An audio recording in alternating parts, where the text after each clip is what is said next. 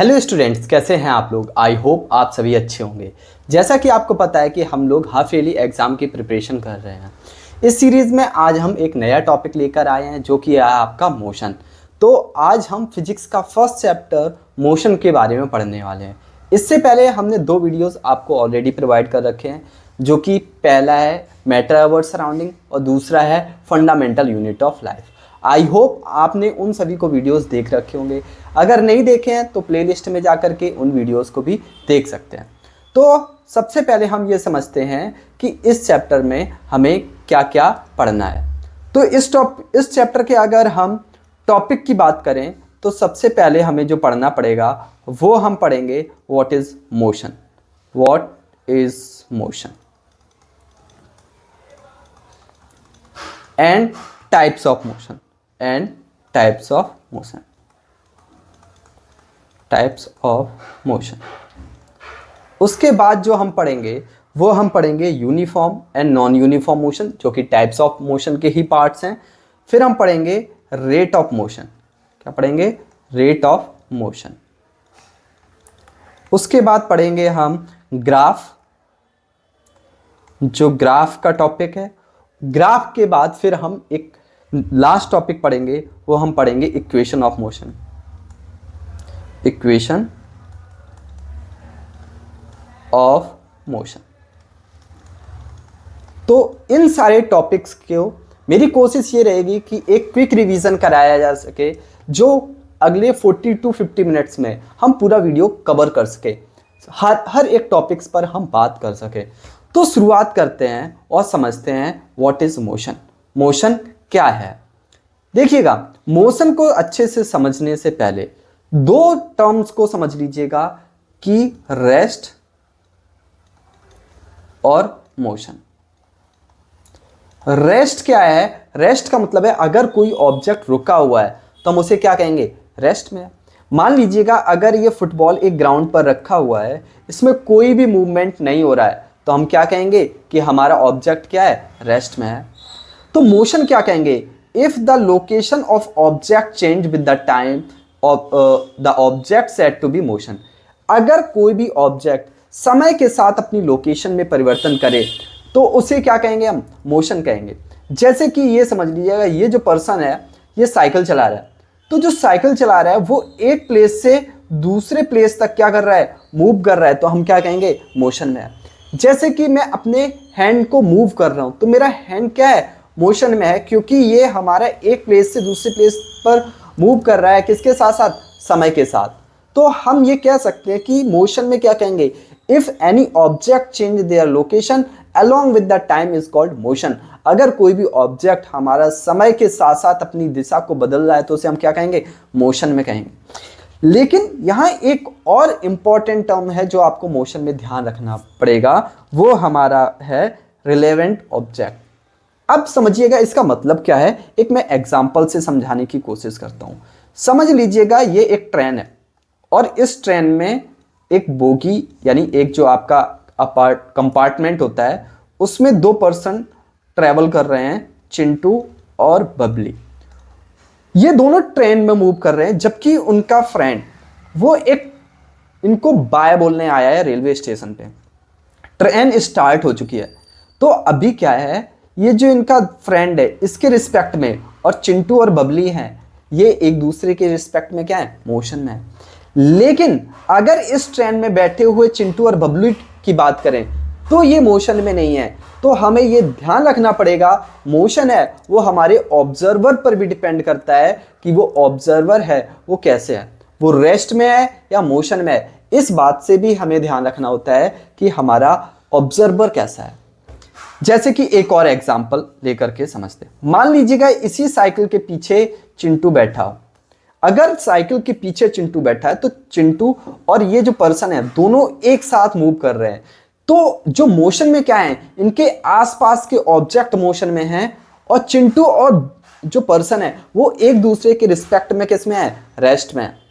समझ पा रहे हो? क्योंकि उनमें तो मूवमेंट नहीं हो रहा है। आई होप आपको ये समझ में आया होगा। तो आगे बढ़ते हैं। क्या अब सर हमारे पास there are two types of motion, uniform motion और नॉन यूनिफॉर्म मोशन। तो हम एक एक करके सबसे पहले हम समझते हैं कि हमारा यूनिफॉर्म मोशन क्या है। When an object travels equal distance in equal interval of time the object is said to have uniform motion. यानी अगर कोई भी एक ऑब्जेक्ट एक इक्वल डिस्टेंस को इक्वल टाइम ऑफ इंटरवल में कंप्लीट करे तो हम उसे क्या कहेंगे, यूनिफॉर्म मोशन कहेंगे। जैसे कि मैंने एक एग्जांपल लिया है, एक सैटेलाइट जो कि अर्थ के चारों तरफ घूम रही है, तो ये जो मूवमेंट हो रहा है ये कैसा है, ये यूनिफॉर्म मोशन है। क्यों यूनिफॉर्म है, क्योंकि ये एक सर्टेन टाइम ऑफ इंटरवल में सर्टेन डिस्टेंस को ट्रेवल कर रहा है, इसलिए हम इसे क्या कहेंगे, यूनिवर्सल मोशन, यूनिफॉर्म मोशन कहेंगे। क्या कहेंगे, यूनिफॉर्म मोशन कहेंगे। चलो एक और एग्जांपल लेते हैं। मान लेते हैं कि यहां चिंटू का घर है और चिंटू अपने घर से स्कूल जा रहा है। उसे पता है कि अभी मेरे पास 10 मिनट्स हैं और हम स्कूल 10 मिनट्स में एक आसानी से पहुंच जाएंगे। तो वो मान लीजिएगा अपनी 2 किलोमीटर पर आवर की स्पीड से चल रहा है और उसी स्पीड से ऑब्जेक्ट ए से ऑब्जेक्ट बी तक सेम उसी स्पीड से चल रहा है, तो हम उसे क्या कहेंगे, एक यूनिफॉर्म मोशन में। आया समझ में। तो जैसे कि मैंने कुछ एग्जाम्पल लिए, आपका जैसे चिंटू ए प्लेस से बी प्लेस तक जा रहा है तो एक यूनिफॉर्म मोशन में है। इसी तरीके से ये सैटेलाइट्स, इसको भी हमने क्या बोला है कि यूनिफॉर्म मोशन में है। अब आई होप आपको समझ में आया होगा यूनिफॉर्म मोशन।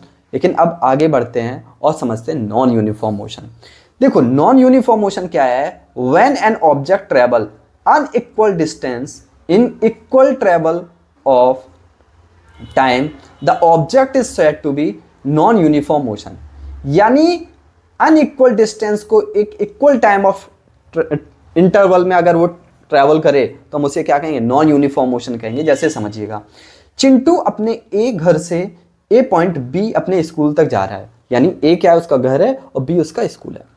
अब मान लीजिएगा चिंटू स्कूल घर से निकला और उसे पता अभी 20 मिनट्स हैं, तो वो गाना गाते हुए जा रहा है, चला जाता हूं किसी की धुन में, एकदम मस्त गाना गाते हुए चला जा रहा है।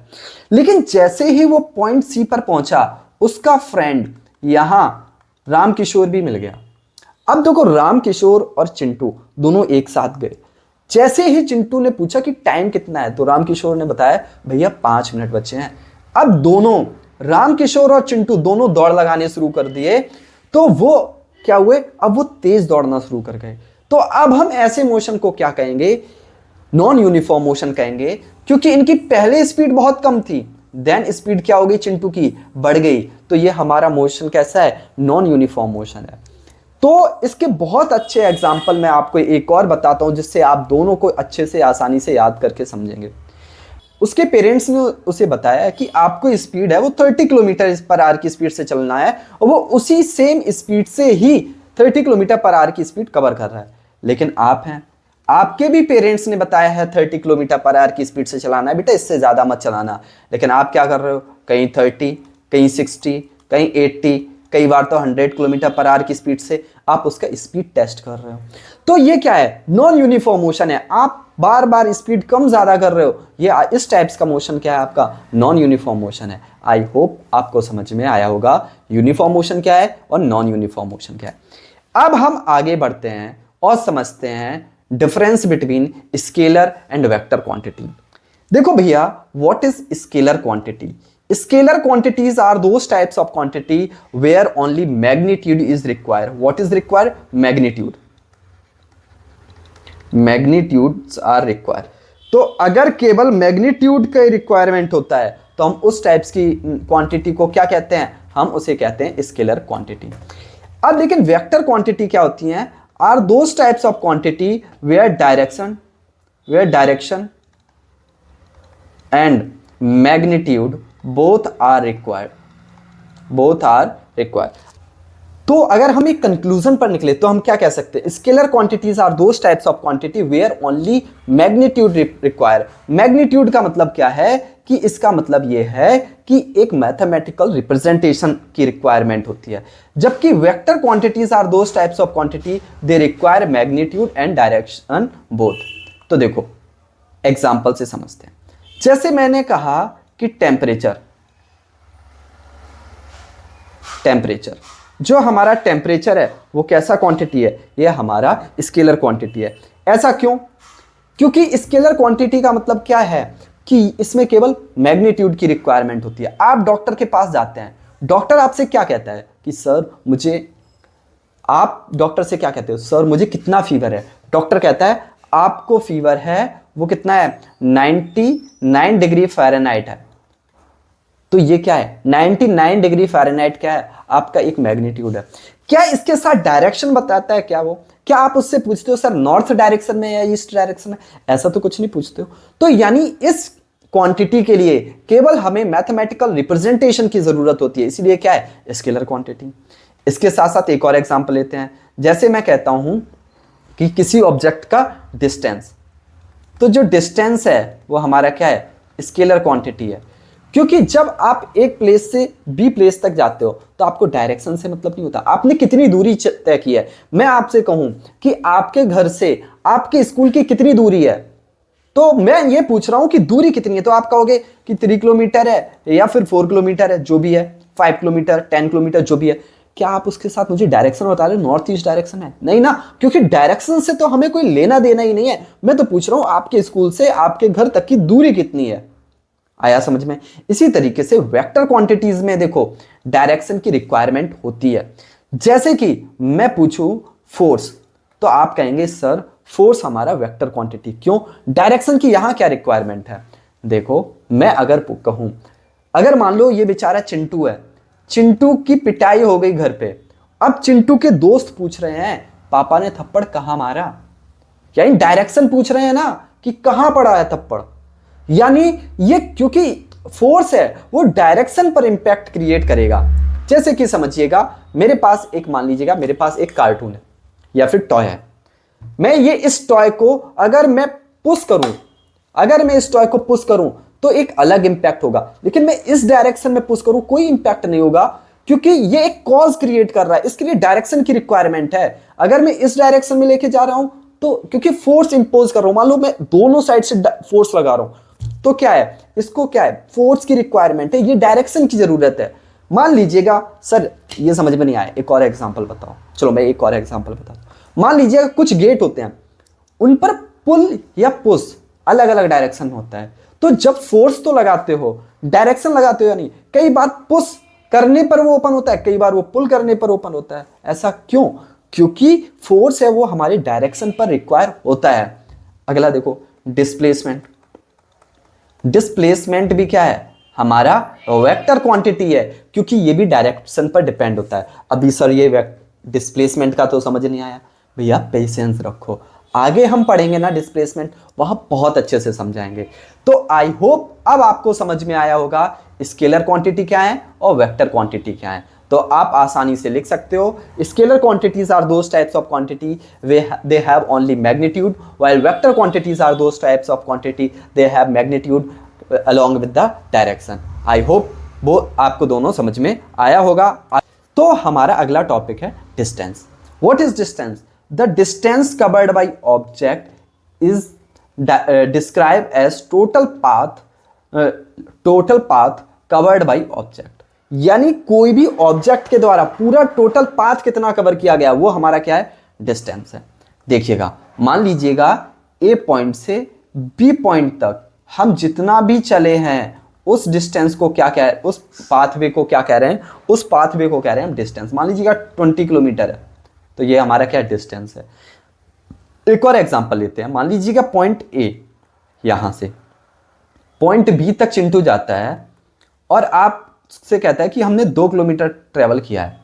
फिर पॉइंट बी से सी पर आता है और अब कहता है कि मैंने पॉइंट बी से सी तक 1.5 किलोमीटर ट्रेवल किया है, और पॉइंट सी से डी तक के ट्रेवल करने के लिए वो कहता है कि सर मैंने अगेन 2 किलोमीटर ट्रेवल किया है। कितना ट्रेवल किया है, 2 किलोमीटर।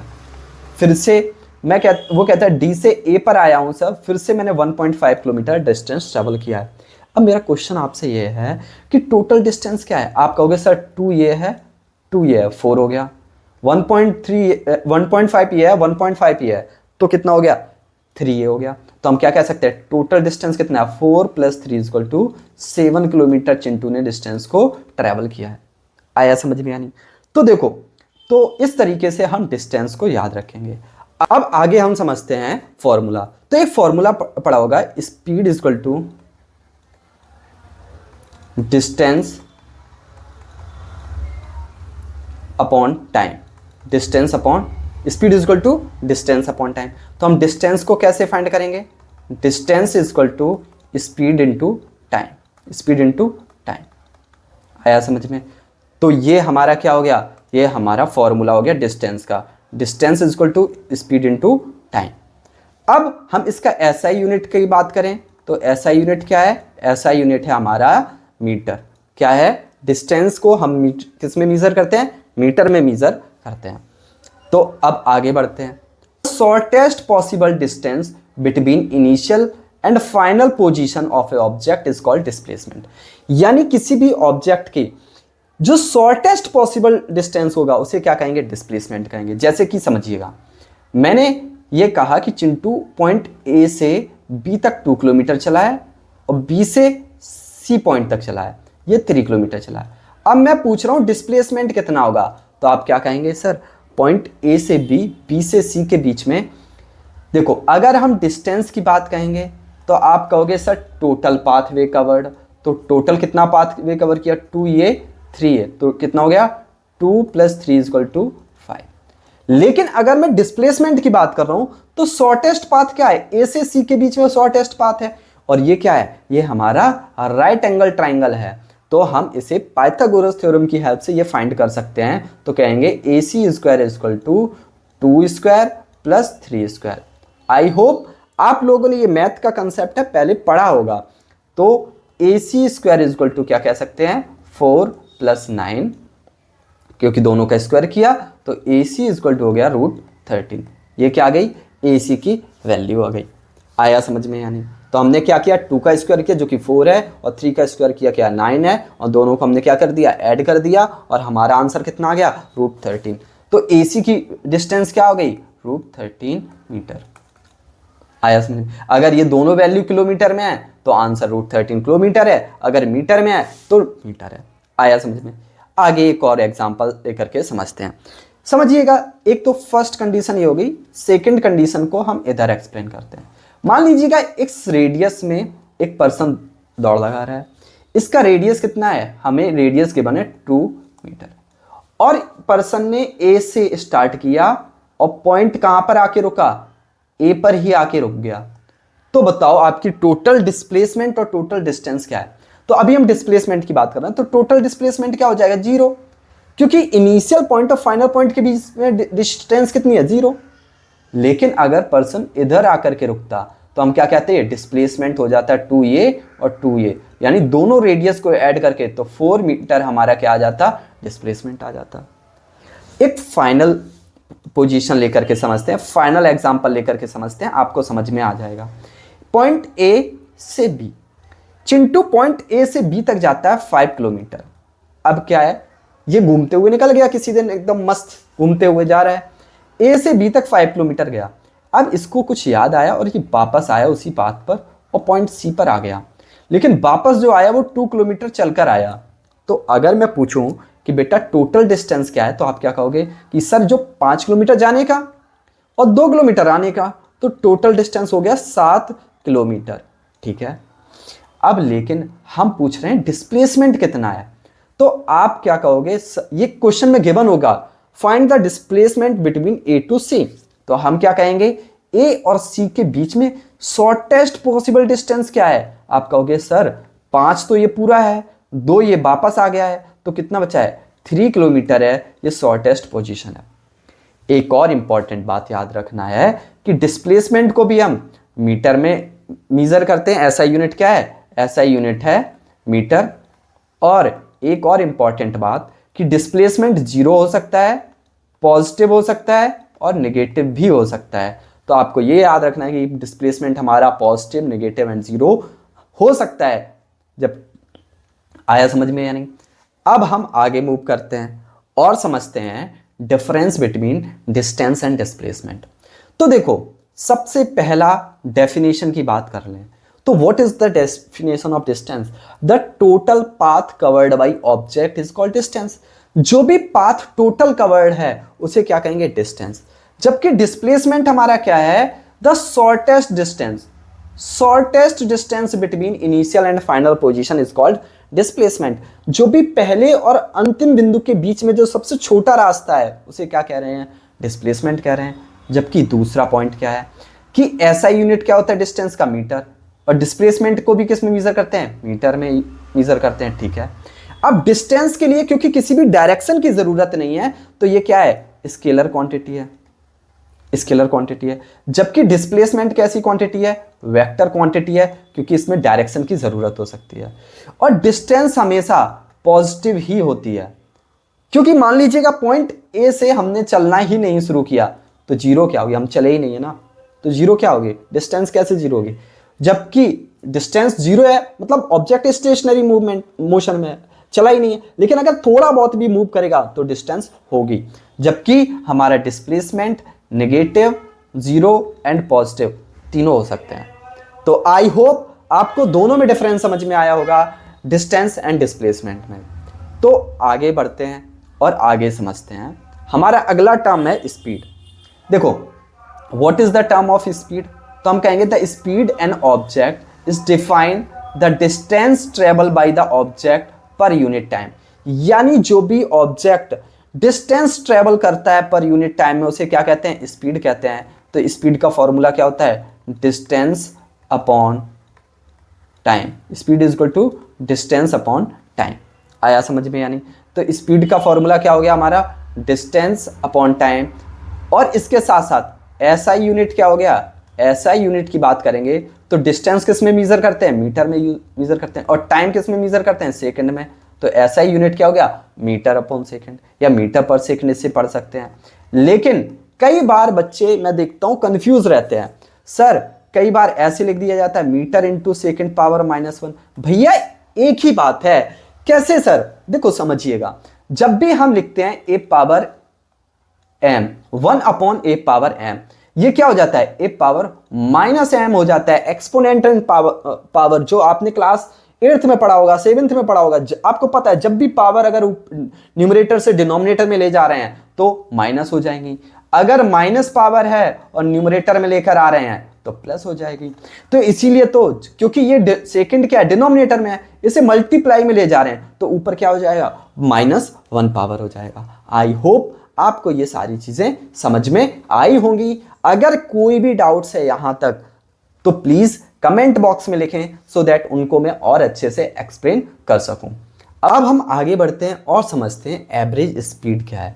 देखो समझते हैं, if the motion of the object is non uniform then we calculate the average speed of signify the rate of motion of the that object. यानी अगर कोई भी ऑब्जेक्ट कैसा है, नॉन यूनिफॉर्म है, तो उसका एवरेज क्या होगा, वो हमारा वही ऑब्जेक्ट रेट ऑफ मोशन होगा, उसी को ही एवरेज स्पीड कहेंगे। तो एवरेज स्पीड का फॉर्मूला होता है, average speed is equal to total distance upon total time, total time. तो एवरेज स्पीड का ये फॉर्मूला होता है। आपको हमेशा ध्यान रखना है कि एवरेज स्पीड का फॉर्मूला क्या होता है, total distance upon total time. अच्छा, अब सर इसमें क्वेश्चन कैसे आएंगे, एक हम कंडीशन लेते हैं और क्वेश्चन को समझने की कोशिश करते हैं। मान लीजिएगा आपसे कहा गया है ए से बी पॉइंट और बी से सी। चिंटू है वो ए से बी तक 20 जो डिस्टेंस है वो किस स्पीड से जा रहा है, 20 किलोमीटर का जो स्पीड ट्रेवल करता है वो 4 आवर में कवर करता है, ठीक है। और पॉइंट बी से सी जो कि 60 किलोमीटर है और ये 6 आवर में कवर करता है। तो आपसे पूछा जा रहा है कि एवरेज स्पीड क्या होगा, तो हम कहेंगे टोटल डिस्टेंस कितना है 20 और प्लस 60, टोटल टाइम कितना है 4 आवर प्लस 6 आवर। तो आप क्या कहोगे सर 20 एंड 60 ये हो जाएगा हमारा 80 और 4 और 6 ये हो जाएगा 10। तो यहाँ कितना हो जाएगा, ये आंसर आ जाएगा हमारा 8 किलोमीटर पर आवर। क्योंकि यहाँ यूनिट हमें किलोमीटर पर आवर में गिवन था, इसीलिए हमने इसको किलोमीटर पर ही आवर में रखा। अगर आप चाहो तो इसे कन्वर्ट कर सकते हो मीटर पर सेकंड में, लेकिन इसे किलोमीटर पर आवर में भी लिखा जा सकता है, तो कोई दिक्कत नहीं है। आगे बढ़ते हैं और समझते हैं वेलोसिटी। अच्छा सर, अब हमें क्या समझना है, velocity. The describe the rate of motion in A direction, term velocity is use, it is define the speed of object in a particular direction. देखो भैया, स्पीड है और वेलोसिटी है, वो दोनों एक ही चीज है, बस अंतर ये है कि स्पीड में किसी भी डायरेक्शन की जरूरत नहीं है। किसकी जरूरत नहीं है, डायरेक्शन की जरूरत नहीं है। स्पीड को किसी भी डायरेक्शन की जरूरत नहीं होती, जबकि हमारे पास जो वेलोसिटी है वो एक पर्टिकुलर डायरेक्शन में ऑब्जेक्ट जा रहा है, तो हम उसे क्या कहेंगे, वेलोसिटी कहेंगे। क्या कहेंगे, वेलोसिटी कहेंगे। देखिएगा, समझाते इस बात को और अच्छे से एग्जांपल लेकर के।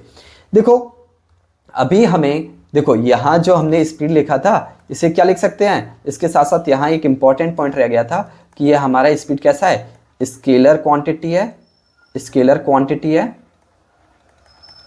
और स्पीड जो मेजर किया जाता है वो स्पीडोमीटर से मेजर किया जाता है, ठीक है। इस तरीके से गाड़ी में लगा होता है, क्या लगा होता है, स्पीडोमीटर। तो स्पीडोमीटर ये एक डिवाइस होता है जिससे हम स्पीड को मेजर करते हैं। और ये हमारी कैसी क्वांटिटी है, स्केलर क्वांटिटी है। फॉर्मूला डिस्टेंस अपॉन टाइम है, और इसको मेजर किस में करते हैं, मीटर पर सेकेंड में करते हैं। ये सारी बातें। लेकिन वेलोसिटी को क्या कहेंगे, velocity is equal to distance upon time होता था स्पीड, तो डिस्टेंस के प्लेस पर क्या आ जाएगा, डिस्प्लेसमेंट। तो क्या हो जाएगा, velocity is equal to displacement upon time. और इसको मेजर किस में करते हैं, मीटर में, किस में मेजर करते हैं, इसका है मीटर पर सेकेंड। ऐसा यूनिट क्या है, मीटर पर सेकेंड। यहाँ गलत लिखा है मीटर, तो इसका ऐसा यूनिट क्या है, मीटर पर सेकेंड। इसके साथ साथ ये कैसी क्वांटिटी है, वेक्टर क्वांटिटी है। कैसी क्वांटिटी है, वेक्टर क्वांटिटी है। तो आपको ये भी ध्यान रखना है। अब यहाँ एक फॉर्मूला है, क्या, एवरेज वेलोसिटी। तो एवरेज वेलोसिटी का फॉर्मूला क्या होता है, total displacement upon total time taking. तो ये भी आपका एक इंपॉर्टेंट फॉर्मूला है, इसको भी ध्यान में रखकर पढ़ना है। तो देखो अभी हमारा क्या हो गया, स्पीड हो गया और वेलोसिटी हो गया। दोनों को एक बार हम कंपैरिजन करके पढ़ते हैं। तो हम क्या कहेंगे, स्पीड क्या होता है, total distance covered in particular time. तो ये स्पीड का फॉर्मूला क्या होता है, speed is equal to distance upon time. तो देखो अगर आपको एक बार फॉर्मूला याद हो गया, तो इसी से मैं ये भी आपको सिखा देता हूं कि फॉर्मूले की हेल्प से आप कैसे डेफिनेशन लिख पाओगे, कैसे उसकी एसआई यूनिट फाइंड करोगे, सारी चीजें समझते हैं। जैसे कि डेफिनेशन लिखना होता है, क्या, डिस्टेंस अपॉन टाइम। तो यही तो कह रहे हैं, speed is defined the distance covered by any object per unit time is called speed. इसी तरीके से वेलोसिटी क्या होता है, displacement, displacement upon time, displacement upon time. तो हम क्या कहेंगे, velocity is defined the displacement covered by object in particular time. ठीक है सर। स्पीड का क्या होता है, ऐसा यूनिट, मीटर पर सेकेंड, जबकि वेलोसिटी का भी क्या होता है, मीटर पर सेकेंड। ठीक है। स्पीड का जो है कैसा क्वांटिटी है, स्केलर क्वांटिटी है, क्योंकि इसके लिए हमें किसी भी तरीके के डायरेक्शन की जरूरत नहीं होती है। लेकिन वेलोसिटी क्या है, ये वेक्टर क्वांटिटी है। क्यों, क्योंकि हमें इसके लिए डायरेक्शन की जरूरत होती है। ठीक है, आया समझ में या नहीं। तो अब हम इनके एसआई यूनिट कैसे लिखा था, डिस्टेंस को किस में मेजर करते हैं, मीटर में, और टाइम को किस में करते हैं, सेकंड में, तो मीटर पर सेकंड। आया समझ में, दोनों में डिफरेंस समझ में आया या नहीं। आई होप आपको यहां तक चीजें समझ में आई होंगी। अब देखो हमें क्या क्या समझ में आ गया, हमें स्पीड समझ में आ गया, डिस्टेंस समझ में आ गया। इसके साथ साथ अब हम आगे बढ़ते हैं और समझते हैं ग्राफ। क्या समझते हैं, ग्राफ। देखो बेटा, ग्राफ को समझने से पहले हम समझते हैं कि हमें दो टाइप्स के ग्राफ पढ़ने हैं। पहला हमारा डिस्टेंस टाइम ग्राफ और दूसरा हमारा होगा वेलोसिटी टाइम ग्राफ। तो डिस्टेंस टाइम ग्राफ और वेलोसिटी टाइम ग्राफ, दो ही टाइप्स के हमें ग्राफ पढ़ने हैं। तो समझते हैं क्या क्या। देखो सबसे पहले, अगर ग्राफ को समझने से पहले हमें एक चीज समझना पड़ेगा कि ग्राफ को कैसे स्टडी करते हैं। तो सबसे पहले हम बात करते हैं कि मान लीजिएगा ये मैंने ड्रॉ किया है एक्स एक्सिस और ये ड्रॉ किया है पाई एक्सिस, लेकिन ये लाइन आगे बढ़ा देते हैं इस तरीके से और एक्स एक्सिस को भी आगे बढ़ा देते हैं, तो ये हमारा एक पूरा क्वाड्रेटिक बन जाता है। लेकिन हम इस पॉइंट को केवल एक्स एक्सिस और बाई एक्सिस ही ले रहे हैं, ओनली पॉजिटिव बोथ वैल्यू ले रहे हैं, तो ये हमारा सेंटर होगा, क्या होगा, टाइम। तो एक्स एक्सिस पर हमेशा जो वैल्यू लिखी जाएंगी वो क्या लिखी जाएंगी, टाइम। क्या लिखी जाएंगी, टाइम। और जो वाई एक्सिस पर जो लिखा जाएगा वो क्या लिखा जाएगा, वो लिखा जाएगा डिस्टेंस। क्या लिखा जाएगा? डिस्टेंस। अब ये तो बात हो गई, लेकिन अब हम समझना क्या है, देखना, ये हमने एक ग्राफ बनाया है, इधर लिखा है 5, 10 और 15, इधर लिखा है हमने, मान लीजिए लिखा है 10, 20 एंड 30। और मैं आपसे पूछ रहा हूं कि इस प्लेस पर ये पॉइंट ए बनाया है, पॉइंट ए तक ट्रेवल करने के लिए उसने कितना डिस्टेंस ट्रेवल किया और उसे कितना टाइम लगा। तो देखो, अगर हम टाइम डिस्टेंस देखेंगे तो हमें देखना किस पे पड़ेगा? डिस्टेंस देखने के लिए बाई एक्सिस पर देखना पड़ेगा, और बाई एक्सिस से आगे लाइन बढ़ाएंगे तो हम क्या देखेंगे कि जो डिस्टेंस ट्रेवल किया है वो 20 मीटर ट्रेवल किया है, क्योंकि यहां हमेशा जो हम वैल्यू पुट करेंगे वो हम ऐसा यूनिट के अकॉर्डिंग करेंगे, तो मीटर हो गया। जबकि एक्स एक्सिस पर टाइम कितना लगा, तो टाइम देखने के लिए हम एक्स एक्सिस पर जाएंगे तो हम क्या कहेंगे कि 50 सेकंड लगेगा, क्योंकि हम हमेशा टाइम को किस में रिप्रेजेंट करेंगे? सेकंड में करेंगे, क्योंकि ऐसा यूनिट के अकॉर्डिंग करते हैं। अब यही से दोनों चीजें पता चल गई, तो हम पूछ रहे कि स्पीड क्या होगी पॉइंट ए पर, तो आप क्या कहोगे? Sir speed is equal to होता है distance upon time, distance upon time. तो डिस्टेंस कितना कवर किया? सर 20। टाइम कितना लगा? 50। तो आप क्या कह सकते हो? 5 3 ज़ा 50 एंड 5 4 ज़ा 20। तो 4/5 मीटर पर सेकंड क्या हो गई? इसकी स्पीड हो गई। आया समझ में? यानी हाँ जी, समझ में आया। तो पहले आपको ग्राफ को स्टडी करना आना चाहिए कि ग्राफ में वैल्यू कहाँ गिवन है। अब आपको ये आ गया कि अगर हमें डिस्टेंस देखना है तो एक्स एक्सिस पे देखना पड़ेगा, और अगर टाइम देखना है तो sorry, I will repeat again. अगर हमें डिस्टेंस देखना है तो हम बाई एक्सिस पर देखेंगे, और टाइम देखना है तो एक्स एक्सिस पर देखेंगे। आई होप आपको ये समझ में आया होगा। अब हम समझते हैं ग्राफ कैसे होंगे। देखो, ये जो डिस्टेंस टाइम ग्राफ ए है, और ग्राफ बी है, और ग्राफ सी है। अब मान लीजिएगा ग्राफ ए में क्या है कि ऑब्जेक्ट तो एक जगह, देखो टाइम बढ़ता जा रहा है, क्या डिस्टेंस बढ़ रहा है? क्या ग्राफ ऊपर की तरफ बढ़ रहा है? नहीं बढ़ रहा है। दैट्स मीन क्या? इसका मतलब यह है भैया कि ग्राफ हमारा क्या है? एक जगह पर प्लेस्ड है।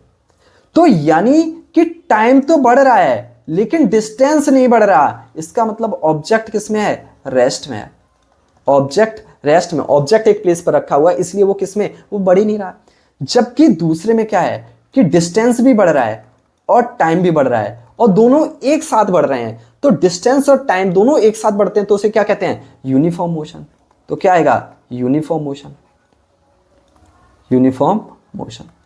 और जबकि तीसरा है, तीसरा क्या है? ये हमारा, क्योंकि टाइम तो बढ़ रहा है, डिस्टेंस भी बढ़ रहा है, लेकिन एक पर्टिकुलर स्ट्रेट लाइन नहीं ड्रॉ हो रही है। ग्राफ कैसा है? ग्राफ हमारा जिगजैग है। अगर इस तरीके का है, या इस तरीके का है, या इस तरीके का है, ग्राफ अगर स्ट्रेट लाइन में नहीं है तो वो हमारा नॉन यूनिफॉर्म मोशन होता है। कैसा होता है? Non uniform motion. अब देखो सर, तो इससे समझना क्या है? इसमें क्यों समझना था? देखो भैया, कई बार आपको डायरेक्ट क्वेश्चन दे करके, डायरेक्ट ग्राफ दे करके आपसे पूछ लिया जाएगा कि इस ग्राफ में क्या रिप्रेजेंट करना चाहता है, क्या कहना चाहता है, तो आपको उसकी मदद से आपको फाइंड करना पड़ेगा। दूसरी बात, जब भी हम डिस्टेंस टाइम ग्राफ की बात करेंगे तो केवल हमें दो चीजें फाइंड करनी पड़ेंगी। क्या क्या होगी? देखो, दो या तीन चीजें समझ लो। तो टाइम पूछा जाएगा, डिस्टेंस पूछा जाएगा, और क्या? स्पीड पूछी जाएगी। क्या पूछी जाएगी? स्पीड कितनी होगी। आया समझ में? क्या क्या पूछा जाएगा? डिस्टेंस पूछा जाएगा, टाइम पूछा जाएगा, और स्पीड पूछा जाएगा। तो आपको कभी भी डिस्टेंस टाइम ग्राफ में फाइंड करना है तो आप उनकी डिस्टेंस टाइम ग्राफ में स्पीड और ये डिस्टेंस और टाइम तीनों चीजें फाइंड कर सकते हैं with the help of observing the graph. अब अगला बढ़ते हैं, और अगले ग्राफ में क्या है? वेलोसिटी टाइम ग्राफ है। देखो, यहां भी वेलोसिटी टाइम ग्राफ का मतलब क्या है कि इस वाले का मतलब क्या है कि हमारा अगर वेलोसिटी कांस्टेंट है, टाइम नहीं बढ़ रहा है, यानी टाइम तो बढ़ रहा है, स्पीड नहीं बढ़ रही है, तो इसका मतलब भी क्या है? ऑब्जेक्ट रेस्ट में है। और इसके साथ साथ हम एक और चीज कह सकते हैं कि हमारा यूनिफॉर्म एक्सेलरेशन है। कैसा है कि यूनिफॉर्म एक्सेलरेशन है, स्ट्रेट लाइन है। जबकि अगर हमारा इस तरीके का लाइन होता, या जिगजैग लाइन होता, या फिर हम इस तरीके का कर्व बनाते, तो हम क्या कहते? नॉन यूनिफॉर्म एक्सेलरेशन है। क्या है, नॉन यूनिफॉर्म एक्सेलरेशन। तो सर वेलोसिटी टाइम ग्राफ से हम क्या चीज़ फाइंड कर सकते हैं, यहाँ भी दो चीज़ें फाइंड कर सकते हो। पहली चीज़ क्या फाइंड कर सकते हो, पहले सबसे पहले एक्सेलरेशन फाइंड कर सकते हो, और दूसरा डिस्टेंस फाइंड कर सकते हो। क्या फाइंड कर सकते हो, डिस्टेंस ऑफ और एक्सेलरेशन। तो हम समझते हैं कि सर कैसे ग्राफ से हम डिस्टेंस और एक्सेलरेशन फाइंड करेंगे, दोनों चीज़ें समझते हैं। देखो भैया, एक हम ग्राफ ड्रॉ कर लेते हैं, मान लेते हैं कि ये हमारा एक ग्राफ है। देखो एक्स एक्सेस ये है और ये क्या है, वाई एक्सेस है। इतना आसान नहीं है ग्राफ को ड्रॉ करना मेरे लिए, क्योंकि ये पेन टैब पर स्ट्रेट लाइन ड्रॉ करना मेरे लिए बहुत कॉम्प्लिकेटेड है। तो आप आई होप समझ पा रहे होंगे। ये ओरिजिन है तो 0 किया है, 5 आगे 10 15 20 एंड 25 आगे। इधर हमने लिखा है कि 10 20 एंड 30 एंड 40। तो आपको पता है एक्स एक्सिस पर हमेशा टाइम और बाई एक्सिस पर, क्योंकि ये वेलोसिटी टाइम ग्राफ है, इसलिए बाई एक्सिस पर क्या हम रिप्रेजेंट करेंगे, वेलोसिटी रिप्रेजेंट करेंगे। क्या रिप्रेजेंट करेंगे, वेलोसिटी। अब देखो ये ग्राफ इस तरीके का एक ग्राफ गिवन है, हमसे ये कहा गया है कि पॉइंट ए इधर है, पॉइंट ए है, और ये मान लेता हूं मैं पॉइंट क्या है, बी है। क्या है, पॉइंट बी है। अब आपसे पूछा गया है कि पॉइंट ए पर एक्सेलरेशन बताओ। क्या बताओ, एक्सेलरेशन। और दूसरा पॉइंट ए एंड बी के बीच का डिस्टेंस बताओ। क्या बताओ, डिस्टेंस। देखो सबसे पहले हम क्या कहेंगे, सर एक्सेलरेशन तो अभी आपने टर्म ही नहीं एक्सप्लेन किया, अभी हम टर्म एक्सप्लेन करेंगे आगे एक्सेलरेशन क्या होता है। लेकिन उस टर्म को समझने से पहले हम आपसे ये कहना चाहते हैं कि आप ये समझ के रखिएगा, एक्सेलरेशन का फॉर्मूला होता है ए बराबर v minus u upon t. V क्या है, इनिशियल वेलोसिटी, यू क्या है, फाइनल वेलोसिटी, और टी क्या है, टाइम है। तो आप देखो इनिशियल वेलोसिटी क्या थी, सॉरी फाइनल वेलोसिटी क्या है, वेलोसिटी देखने के लिए हमें इधर देखना पड़ेगा, तो 20 है, और इनिशियल क्या थी, 0। और टाइम शुरुआत कहां पहुंचे हैं, 10 पर, और शुरुआत कहां से की थी, 0 से। तो हम क्या कहेंगे कि ये 20 अपॉन 10, तो एक्सेलरेशन क्या हो गया, एक्सेलरेशन आ गया 2 मीटर पर सेकेंड स्क्वायर। ये ऐसा यूनिट होता है, तो हमें 2 मीटर पर सेकेंड स्क्वायर हमें ऐसा यूनिट लिखना पड़ेगा। आगे हम बात करेंगे क्या होता है और कैसे फाइंड करते हैं, वो सारी चीज़ें हम बात करेंगे, एक्सेलरेशन क्या होता है डिटेल में। लेकिन अभी यहाँ समझना है कि अगर एक्सेलरेशन फाइंड करना होगा तो हम इस वाले फॉर्मूले से फाइंड कर सकते हैं। अच्छा सर, समझ में आ गया। अब सर स्पीड डिस्टेंस कैसे फाइंड करेंगे। देखो बेटा, डिस्टेंस को भी फाइंड करना आसान है। ये जो ए और बी के बीच का जो एरिया है, अगर आपने इसे फाइंड कर लिया तो आप डिस्टेंस भी फाइंड कर लेंगे। अरे सर ये कैसे फाइंड किया जाएगा। देखो भैया बहुत आसान है। सबसे पहले हम एक कंस्ट्रक्शन कर लेंगे, इस तरीके से लाइन ड्रॉ करेंगे। ए, इस पॉइंट को मैं लिख दूंगा, बी पहले से ही लिखा है तो मैं कुछ और ले लेता हूं। मैं ले लेता हूं इसे ए, इसको नाम करता हूं बी, सी, डी एंड ई। तो हमारे पास क्या हो गया, हम एरिया ऑफ ए, देखो A B C, sorry A B D E करके लिख लेता हूं मैं। ए बी डी ई का एरिया निकालना है।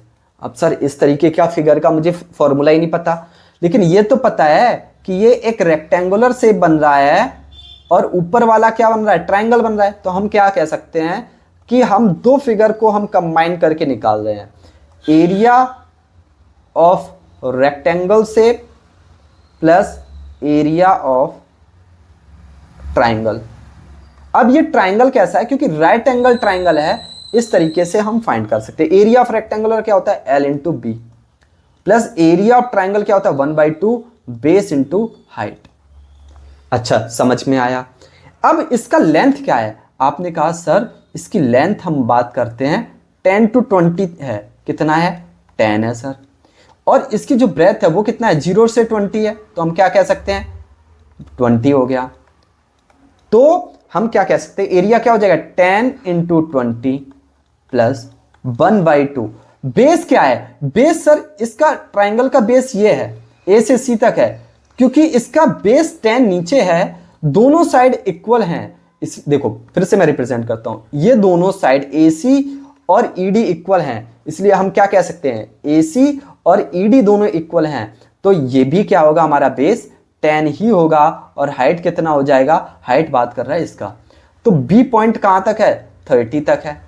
टोटल हाइट 30 है, क्योंकि नीचे वाला हाइट हमने 20 रिमूव कर दिया, तो कितना हाइट बचेगा, 10 बचेगा। ट्राइंगल का हाइट कितना बचेगा, 10, क्योंकि टोटल लेंथ 30 है, तो ट्राइंगल का हाइट कितना है, 10। तो हम क्या करेंगे, ये लिखेंगे 200 प्लस 2 से 5 टाइम कैंसिल हो जाएगा, तो 5 10 5 जा 50, और आंसर कितना आ जाएगा, 250, क्योंकि डिस्टेंस है, और डिस्टेंस को हमेशा किस में मेजर करेंगे, मीटर में मेजर करेंगे। तो आपको ये बात हमेशा ध्यान रखना पड़ेगा। आया समझ में? यानी आई होप आपको ये चीजें आसानी से समझ में आया है। देखो, तो इस तरीके से हम वेलोसिटी टाइम ग्राफ में हम एक्सेलरेशन भी फाइंड कर सकते हैं और डिस्टेंस भी फाइंड कर सकते हैं। डिस्टेंस फाइंड करने के लिए हमेशा ध्यान रखना पड़ेगा, जो ए और बी के बीच का एरिया होगा, शेडेड पार्ट होगा, उस शेडेड पार्ट का एरिया निकालेंगे। तो अगर आपको शेडेड पार्ट का एरिया डायरेक्ट नहीं आ रहा है, तो आप उस शेडेड पार्ट का एरिया दो फॉर्मूले को कंबाइन करके भी फाइंड कर सकते हो। अब सर हम आगे बढ़ते हैं और समझते हैं कि सर हमारा एक्सेलरेशन क्या है, क्योंकि इस टॉपिक को हमें पहले एक्सप्लेन कर देना चाहिए था, लेकिन मैंने उसे पहले एक्सप्लेन ना करके अभी एक्सप्लेन करना ज़्यादा सही समझा, क्योंकि ये एक छोटा टॉपिक है और आपको आसानी से समझ में आ जाएगा। तो देखो, अब हम आगे बढ़ते हैं और समझते हैं, लिखते हैं सबसे पहले acceleration, ACCELERATION, acceleration. What is acceleration? तो हम कहेंगे it is defined as the rate of change in velocity.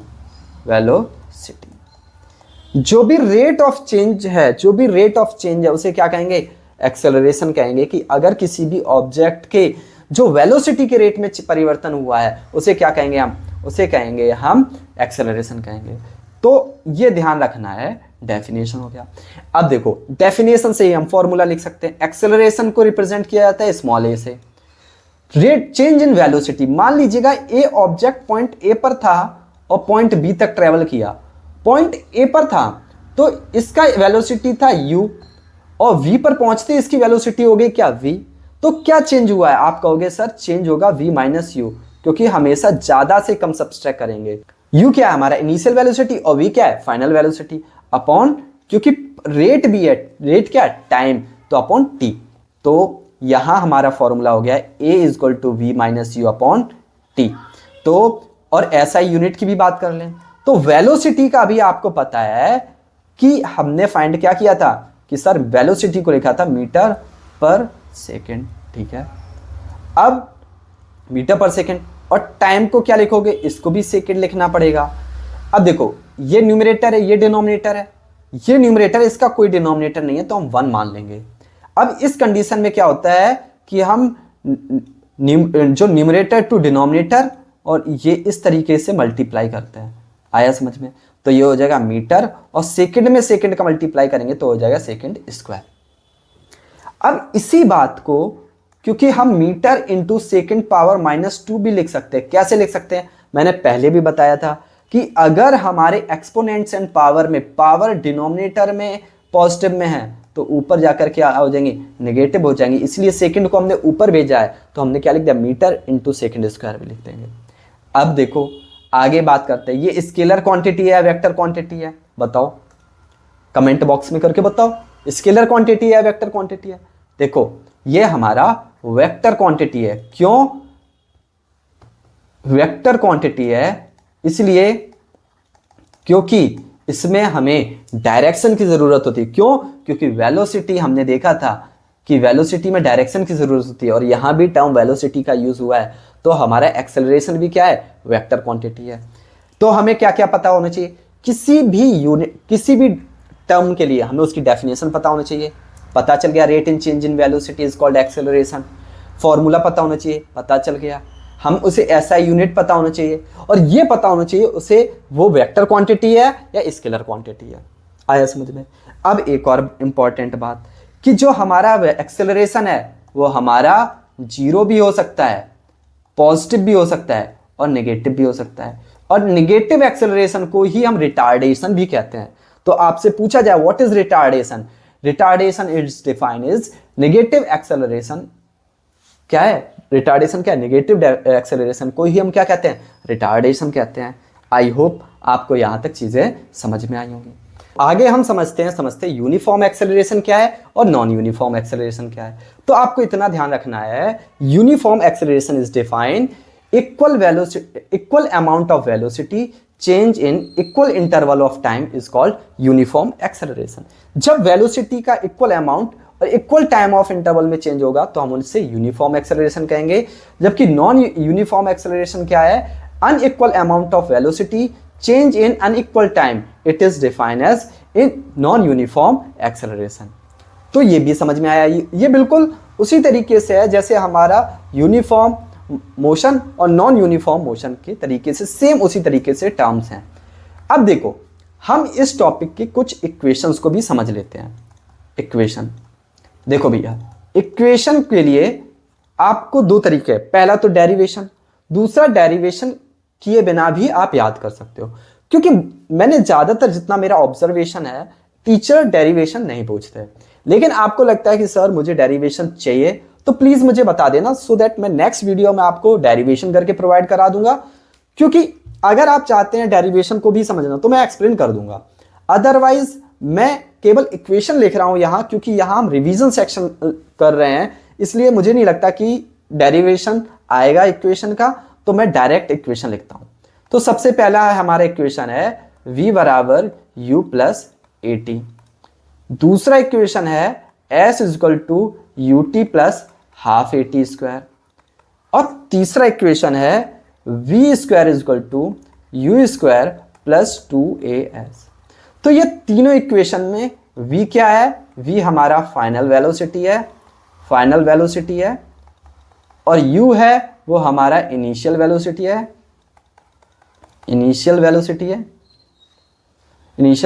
है, और जबकि हमारा t क्या है? टाइम है, s क्या है?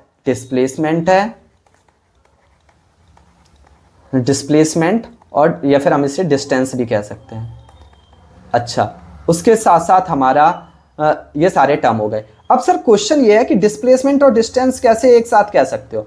देखो ए से पॉइंट बी तक कोई पर्सन गया, ठीक है, तो ये मान ली ए से बी तक के पॉइंट की डिस्टेंस कितनी थी?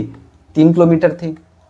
तो इस कंडीशन में डिस्टेंस भी कितना है? 3 किलोमीटर, और डिस्प्लेसमेंट भी है कितना है? 3 किलोमीटर। अगर कोई ऑब्जेक्ट ए से बी तक एक स्ट्रेट लाइन में जाए, केवल जाए, तो उस कंडीशन में हमारा डिस्टेंस और डिस्प्लेसमेंट दोनों क्या होता है? सेम होते हैं। इसीलिए हम इसको किससे रिप्रेजेंट कर देते हैं? एस से हम डिस्टेंस और डिस्प्लेसमेंट बोथ कहेंगे, क्योंकि ए से बी तक किसी भी पॉइंट जाता है तो इस कंडीशन में डिस्टेंस और डिस्प्लेसमेंट दोनों इक्वल होंगे, क्योंकि इस बात को भी मैंने एक्सप्लेन कर दिया है। तो मैंने इस चैप्टर से रिलेटेड जितने भी इंपॉर्टेंट टर्मोलॉजी है उन सारी चीज़ों को हमने डिस्कस कर लिया है। अगर आपको लगता है कि कोई पॉइंट स्किप हो गया तो प्लीज़ कमेंट बॉक्स में बताएं, सो दैट मैं उन टॉपिक्स को डिस्कस कर सकूं। अगर आपको ये वीडियो पसंद आया तो प्लीज़ दोस्तों के साथ शेयर करें, और अगर आप और भी टॉपिक्स ऐसे ही चाहते हैं, क्विक रिवीजन चाहते हैं, तो प्लीज़ कमेंट बॉक्स में बताएं, सो दैट मैं उन सारे टॉपिक्स पर वीडियो ला सकूँ। I hope you enjoy this class.